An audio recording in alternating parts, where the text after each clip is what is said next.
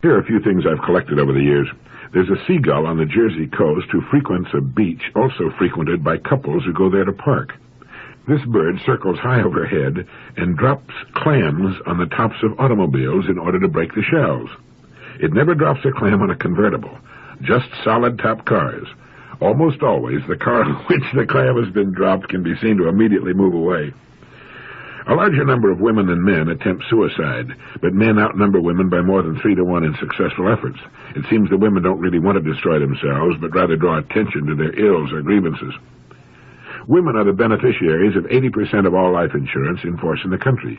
They also receive 71% of the total estates left by men and 64% of the estates left by women. A woman has written that when a man looks a woman straight in the eyes, she'd better do something about her figure. And a woman is perturbed by what a man forgets. A man is perturbed by what a woman remembers. And did you know that a psychoanalytical study has come up with a discovery that the majority of women hate men? It is believed that this hatred is so deep-rooted and is of such long standing that most women aren't even aware of it. But the cause of the whole thing, the authorities agree, has its basic cause in woman's resentment of a male-dominated world, which in turn is founded on the mistaken notion that men are supposed to be endowed with qualities which make them superior to women. The facts prove that this line of thinking is just so much hot air, but for centuries, men forced this belief upon the women who were helpless physically to resist. It's the old story of might makes right.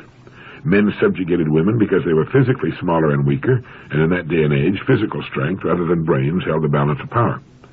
Alfred Adler, the famous psychologist, points out that this crazy concept that men were supposed to be superior to women causes such extreme tension between the sexes as to seriously jeopardize any really happy relationship between a man and a woman. But if the woman realizes why she has these deep-rooted feelings toward men in general, she can usually overcome the situation and live happily with her man anyway. This is especially true if she's married to a man with some sense who realizes that differences between human beings do not indicate superiority or inferiority, they're simply differences. The wise woman realizes that it's ridiculous to blame her husband for the conduct of other men at other times in history. Her husband can be an honest man even if his grandfather was a horse thief. But the old deluded dogma of male superiority has been rammed down women's throat until she just naturally chokes up with rage. And, as they say, this has been going on since way before the beginning of civilization. I used to wonder why women in general show so little courtesy to men. This must be the reason. They don't like us, and they can't be blamed for it. As our civilization progresses, perhaps gradually we can get rid of women's ancient animosity toward anything wearing pants. We no longer think you're inferior, ladies, nor superior. Here's a question for you. If you had your life to live over, at least that part of it you've lived, would you do the same as you've done, or would you live it differently? Now, I don't mean the little things so much, but rather the big important things. It's a big question, and according to a survey, 1/3 of the women would do differently if they could live their lives over again, and better than half the men would have chosen some other line to follow. Now, at first glance, it appears that women are a lot smarter than men in making the major decisions that affect their lives, but that's not the whole story. Men have a much wider choice as to careers than women. You can say that women have exactly the same choice, but it doesn't work out that way. You don't find many women piloting commercial aircraft or ships at sea or playing center for the Chicago Bears or second base for the Yankees. Most women consider their careers to be marriage, children, and a home, and it's a big enough career for anyone. Psychologists point out, for instance, that great numbers of young people every year give up their dreams for particular careers because love comes along. Now, in a way, this seems to be a victory for the woman in that she has achieved the career of her choice, while her husband has had to give up his.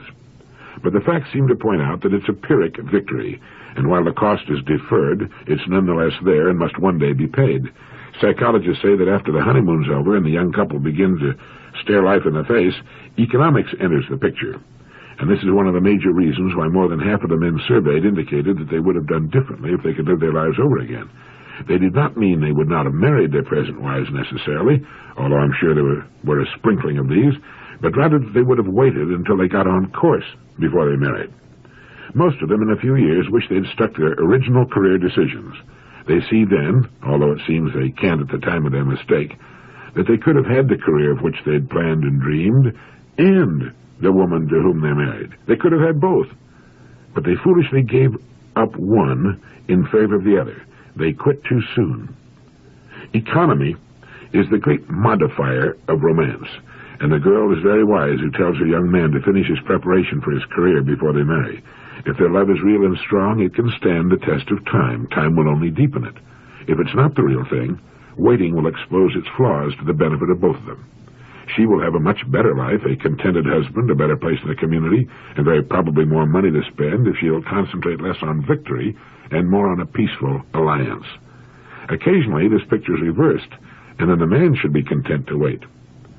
A man needs a career outside of his home as well as a wife and children. Young women should remember this and get their starry-eyed young man back on the right track. I have an office in Fort Lauderdale, Florida, where I now do most of my writing. It's near a large, popular marina. And during the hour I take off for lunch, I enjoy walking about the marina in the sunshine and seeing what new boats have shown up. The other day, an interesting steel schooner of about 60 feet came in as I stood near the fuel dock. She had obviously been on a long voyage and was from out of the country, as her yellow quarantine pennant signified. I struck up a conversation with one of her 3 young crew members and learned they were British.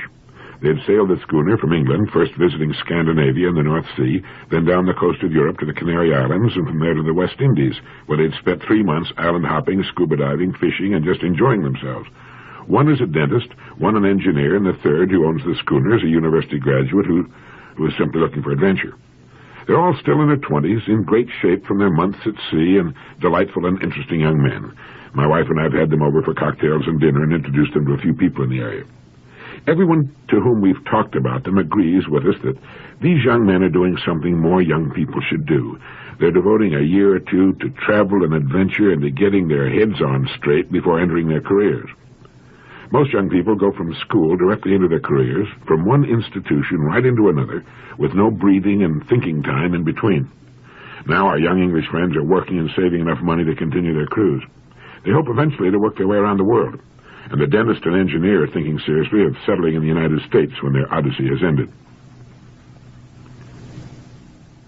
Here's an interesting fact, talking about cruising around the world. Of all the water on Earth, less than 1% of it can be used for human and animal consumption. Of this 1%, about 26% of it is found in the United States. 97.2% of all the water on Earth is salt water and found in the great oceans and seas. Now, this leaves only 2.8% that's drinkable, and most of this amount is in glacial ice, which we can't use, at Greenland and the South Pole. The Antarctic ice sheet, the heavy layer of ice covering the South Pole, represents some 90% of all existing ice in the world, and on the average is a mile thick. It's all fresh water, of course, since the great ice cap averages about 6,000 feet above sea level. At the South Pole, the ice is 9,200 feet above sea level. In at least one region, the ice is 14,000 feet thick and rests on land far below sea level. Most of the world's fresh water supply frozen stiff on the great continent of Antarctica and on Greenland, the world's largest island. Greenland is 50 times larger than the country that owns it, Denmark, about a fourth the size of the United States. 85% of it is covered in perpetual ice up to 10,000 feet thick. It isn't green at all. It was called Greenland as an advertising come-on for settlers, sort of like selling waterfront lots in Tierra del Fuego. Emerson wrote, "Nature magically suits the man to his fortunes, making these the fruit of his character." You have only to hold an apple in your hand to know that it came from an apple tree. It could not have come from any other kind of tree on earth. For we know the tree by its fruit, and you can tell a lot about a person by his fortunes, because, as Emerson said, they are the fruit of his character, and they are represented by his environment, what he has, what he is, what he does. But most people seem to believe not that their fortunes are only the reflection of what they are, but rather that they are the reflection of their fortunes. And thus they often domesticate themselves to live in an environment and under conditions which they do not like or enjoy because they feel there's no escape. My daughter used to ride in horse shows until she discovered boys are more interesting than horses, and while this is in many cases debatable, it often brought to mind an interesting parallel. Between horse show events, I used to hold and walk her horse for her. He was a magnificent thoroughbred hunter, alive with nervous energy and tremendous power. With one hand, I kept his nearly 1,000 pounds under control as he slobbered down my sleeve, just as my little girl did when she took him over the jumps. The thing was that he didn't know his power, nor that he could be free of either of us. He was controlled by our minds, certainly not by our strength, just as we control all the animals of the earth.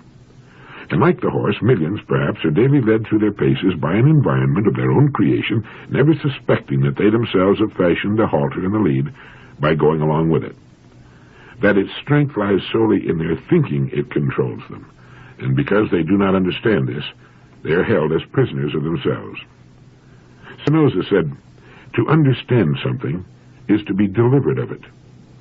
So then it is not their circumstances which control them. It is their lack of understanding that their fortunes are the fruit of their characters. Are you familiar with Buddha's Eightfold Path? Very little is known by most people in the Western world about this great man who lived 560 years before the birth of Christ. He taught for 45 years. Like so many great teachers, he wrote not a word, and more than 100 years followed his death before the first written records appeared. But let me see if I can give you his 8 steps for enlightenment, what we might call happiness. There are really 9 steps, because one that he stressed that does not appear in the 8 is right association. To understand that good health is as contagious as disease, as are virtue and cheerfulness. So the preliminary step is to associate with those whom you want to be like. Then step number 1 is right knowledge. Anything here would be an oversimplification. Let's just say that right knowledge is an understanding that what is right is natural for us, to follow our natural inclinations and seek truth in everything we do or say, to understand that we can overcome our difficulties by following the right path and by having an ongoing program of continuing education. Step number 2 is right aspiration, to make up our minds as to what our hearts really want, to get on course toward it and stay on course. Step number 3 is right speech, to watch what we say in the understanding that it is an indication of what sort of person we are, to try to speak the truth in everything we say, and to say nothing that will not in some way help a situation or a person, to understand that our speech gives us away not just to others, but if we're wise, to ourselves. It reveals our true character, and like anything else, it can probably stand some improvement. Step number 4 is right behavior, and this includes the 5 precepts, the Buddhist variation on the second or ethical half of the 10 Commandments. Do not kill. Strict Buddhists are vegetarians. Do not steal. Do not lie. Do not be unchaste. Do not drink intoxicants. Step number 5 is right livelihood. By this is meant to work at something which makes a positive contribution to society and is compatible with living the good life. Step number 6 is right effort. Buddha says, those who follow the way might well follow the example of an ox that marches through the deep mire carrying a heavy load. He is tired, but his steady gaze, looking forward, will never relax until he comes out of the mire, and it is only then he takes a respite. Step number 7 is right mindfulness. No teacher ever credited the mind with more influence over life than did Buddha. The best loved of his texts, the Dhammapada, opens with the words, all we are is the result of what we have thought. And step number 8 is right absorption. That is, meditation until you have seen the truth, have received enlightenment. In fact, the word Buddha means enlightened one. His actual name was Siddhartha Gautama. He was born the son of a king and was, according to the legends, a strikingly handsome man who could have been a great king in his own right. But he chose to redeem his world rather than rule it. The power of his teachings are evidenced by the fact that millions still live by them. I read in Manus about a paper by E.F. Schumacher entitled Modern Pressures and Environment, in which it is recommended that we free our imagination from existing systems. I like that. We need to think in new directions. He writes, if still more education is to save us, it would have to be education of a somewhat different kind, an education that takes us into the depths of things and does not spend itself in an ever-extending battle with symptoms. The problem posed by environmental deterioration is not primarily a technical problem. If it were, it would not have arisen in its acutest form in the technologically most advanced societies. It does not stem from scientific or technical incompetence or from insufficient scientific education, or from a lack of information, or from any shortage of trained manpower, or lack of money for research. It stems from the lifestyle of the modern world, which in turn arises from its most basic beliefs, its metaphysics, if you like, or its religion. The whole of human life, it may be said, is a dialogue between man and his environment, a sequence of questions and responses. We pose questions to the universe by what we do, and the universe, by its response, informs us of whether our actions fit into its laws or not. Small transgressions evoke limited or mild responses. Large transgressions evoke general, threatening, and possibly violent responses. The very universality of the environmental crisis indicates the universality of our transgressions. It is the philosophy, or metaphysics, of materialism which is being challenged. And the challenge comes not from a few saints and sages, but from the environment. Now, this is a new situation. At all times, in all societies, in all parts of the world, the saints and sages have warned against materialism and pleaded for a more realistic order of priorities. The languages have differed, the symbols have varied, but the essential message has always been the same. In modern terms, get your priorities right. In Christian terms, seek ye first the kingdom of God, and all these things, the material things which you also need, shall be added unto you. They shall be added, we've always been told, added here on earth where we need them, not simply in an afterlife beyond our imagination. Now, at issue here, Menace states, is whether or not nature, the universe, our environmental host, can speak in a language capable of being read in this way. Schumacher believes that it can. He says, today the same message reaches us from the universe itself. It speaks the language of pollution, exhaustion, breakdown, overpopulation, and also terrorism, genocide, drug addiction, and so forth. It is unlikely that the destructive forces which the materialist philosophy has unleashed can be brought under control simply by mobilizing more resources of wealth, education, and research to fight pollution, to preserve wildlife, to discover new sources of energy, and to arrive at more effective agreements on peaceful coexistence. I'm not real certain that he's correct about that. But he goes on to say that everything points to the fact that what is most needed today is a revision of the ends which all our efforts are meant to serve, and I'll certainly go along with that. And this implies that above all else, we need the development of a lifestyle which accords to material things their proper, legitimate place, which is secondary and not primary. The so-called logic of production is neither the logic of life nor that of society. It is a small and subservient part of both. Its destructive effects cannot be brought under control so that the destructive forces cease to be unleashed. The chance of mitigating the rate of resource depletion or of bringing harmony into the relationship between man and his environment is non-existent as long as there is no idea anywhere of a lifestyle which treats enough as good and more than enough as being of evil. And here lies the real challenge, and no amount of technical ingenuity can evade it. The environment, in its own language, is telling us that we are moving along the wrong path, and acceleration in the wrong direction will not put us right. When people call for moral choices in accordance with new values, this means nothing unless it means the overcoming of the materialistic lifestyle of the modern world and the reinstatement of some authentic moral teaching. And Mr. Schumacher turns now to the traditional 4 cardinal virtues: prudence, justice, courage, and temperance, showing their application to the frenzied pattern of consumption which characterizes modern life. The fact is, as Menace points out, that habits of excess and waste have become reflexes in our daily life.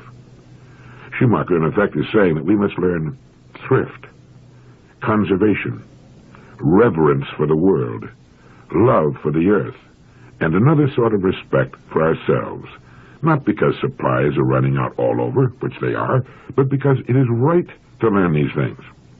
And he's saying that we won't be able to do it without a philosophy that gives us reasons, for there are, after all, reasons which correspond to the instructions of the heart.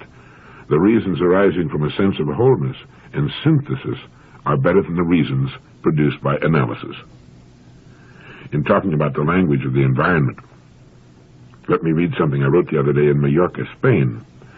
As I watched the sunset last night, I saw something that saddened and frightened me.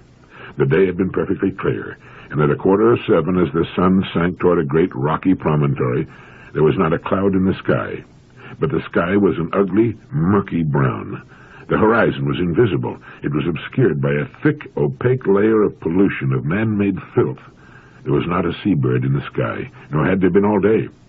The Mediterranean is a foul, nearly dead body of water, it appears.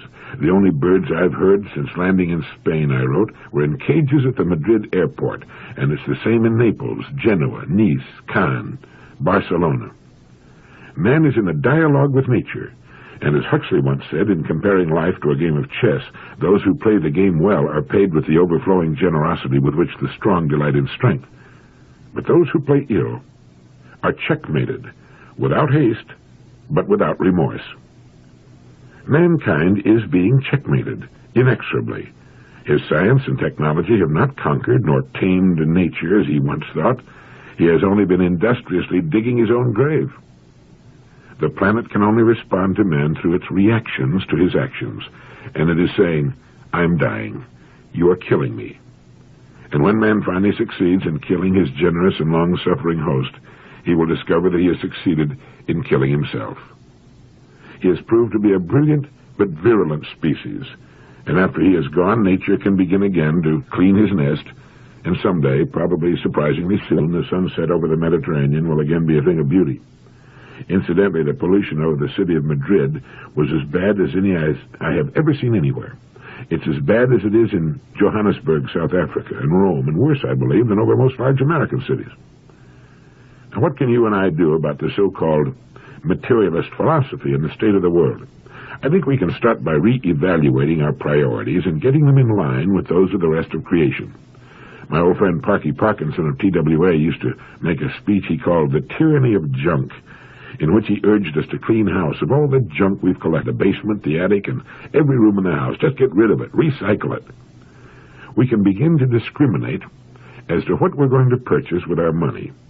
Practice thrift on the one hand, and an avoidance of the continuing collection of junk on the other. We can develop and talk about a reverence for life, for the earth, and for each other. We can tell our kids, no, you can't buy that. Play with that mountain of toys you've already collected. Now, speaking out against materialism in our society is almost a kind of atheism. It's like being against mother and apple pie. And it isn't that we're against the technological industrial structure we've created. It's just that we want to relegate it to its proper place in the order of things. It shouldn't be in first place, not by a long shot. Now, in an earlier direct line, I quoted Mumford's suggestion that we make selective use of the best that our society has to offer. By all means. But we can be very selective. Yesterday I was shopping in the grocery store and picked up a tube of shampoo, since it was on my shopping list. When I saw the price stamped on it, I put it back and said to myself, I'll wash my hair with soap. There are so many things we can do without and still live well, even better. Now, we want our great business establishment to flourish and wax profitable. We would like to see it extend its sales and distribution and effects to the four corners of the earth. But let us make it qualify for our business the hard way, by producing a needed or much desired product of the very finest quality. Let's take home no more junk. Let's put ourselves and our kind and our earth and its creatures and beauty back into their proper places. I was reading of a proposal to put into orbit around the Earth great reflectors to capture the sun's energy and send it to Earth by microwave. If the plan works, the Earth will have a free, non-polluting source of unlimited energy for at least the next 3 billion years, free at least at its source. It caused me to remember that there's always a way to what we need and want, if we don't stop with early ideas and decisions and get stuck on them. There's not only a way to what we want, but a way that is exactly right and does not demand too great a trade-off. Now, fossil fuels now supply 97% of all the Earth's energy needs. That's practically all of it.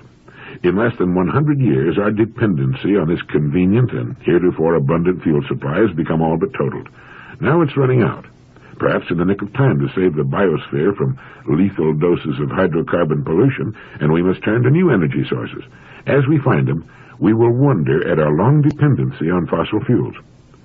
Now, it's the same with us when we follow the dictates of the voice that speaks to us at quiet times, the voice that is our true selves trying to get through the artificial wall we work so hard to build around ourselves. When we have finally taken the steps we wanted for so long to take, we invariably say, "Why did I wait so long?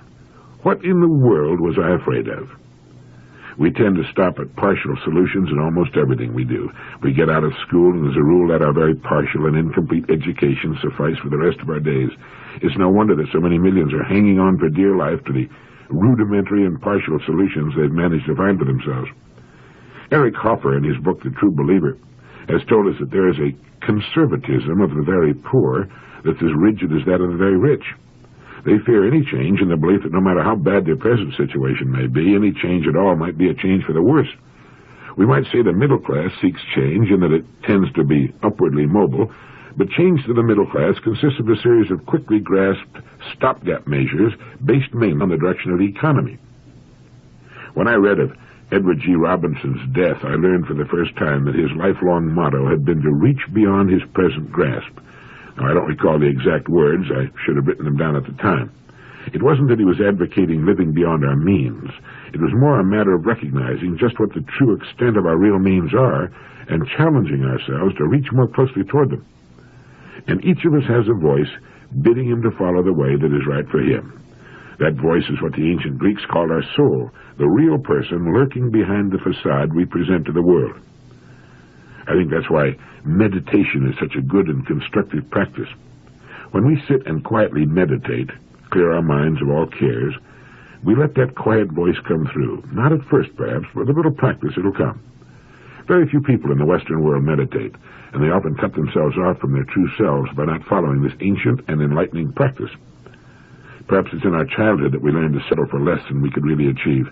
How does that line go? Men are made into slaves not by heredity, but by the habits bred into them in their youth. We learn as youngsters that it's all right to settle for a passing grade. It's good enough becomes our slogan. And then we find ourselves applying it's good enough to more important things like a job, income, home, neighborhood. Do you like your work? Oh, it's good enough. It's okay. The Earth should not be relying for 97% of its power needs on fossil fuels, the happy accidental residue of prehistoric times. And we will see the move over the next 50 years to new, cleaner, more efficient, more effective, cheaper, and longer-lasting sources of energy. Deuterium from seawater, the harnessing of hydrogen and solar energy. The use of fossil fuel will become a fossil of history, a brief step up from the horse to the automobile and the jet airplane. But for a while, we thought we'd found the answer to man's power needs forever. During the lives of most of us, we'll see the thick, ugly pall of pollution removed forever from the skies and the return of clear sunlight, clean rain and snow, and fresh, breathable air. But how many of us have stopped too soon, too, in our own lives?